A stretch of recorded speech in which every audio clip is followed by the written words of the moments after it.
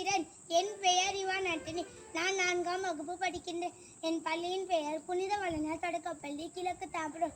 குன்றத்து சாரலிலே குளிநிலவு தென்றலிலே தங்கமலர் படித்தேன். தமிழ் தாய்க்கு சூட்டி விட்டு சங்க தமிழ் தந்த என் தாயின் மொழியை தொடர்கிறேன் என் உரையை.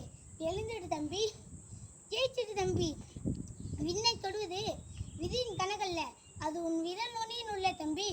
மண்ணில் விழுவது தோல்வி அல்ல தம்பி, நீ மறுபடியும் எழுந்தால் வெற்றிதான் தம்பி. சுற்றும் பூமி கச்சானி நீதான், சுருடும் சூரியனுக்கு ஒளியும் நீலாம். முதியோர் சொன்ன அனுபவ வேதம், இளையோர் செய்வது புதிய யுகம்.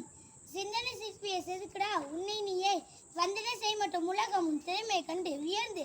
இளமையின் பல மேட்டு கல்வியின் மட்டுமல்ல, உன் விரல் நுனி திறமைகள் இருக்கு. பிறர் போன வழியின் போகாதே தம்பி, புதிய பாதம் போட்டு வென்று காட்டு தம்பி. வேகம் முன்னடையது, வேகம் முன்னடையது.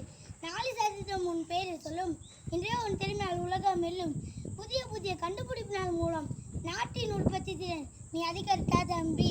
அன்பின் நிறைவிலே அறிவின் உயர்விலே நாமே இனியோர், நாமே இளையோர். இளையோர் திறன் என்பது உடல் வலிமை மட்டுமல்ல, அது அறிவு, ஒழுக்கம், தன்னம்பிக்கை, படைப்பாற்றல், பொறுப்புணர்வு மற்றும் மனித நேயம் ஆகும். தோல்வி வந்தால் துவளாதே, துன்பம் வந்தால் கலங்காதே, நுனிவை மட்டும் கைவிடாதே, வெற்றி உன்னை தேடி வரும். ஐயா டாக்டர் அப்துல் கலாம் கூறியது போல், கனவு என்பது தூக்கத்தில் வருவதல்ல, நம்மை தூங்க விடாமல் செய்வதுதான் உண்மையான கனவு. இளமையே ஒரு தீப்பொறி, லட்சியமே அதன் ஒளி, உழைப்பே அதன் எரிபொரு,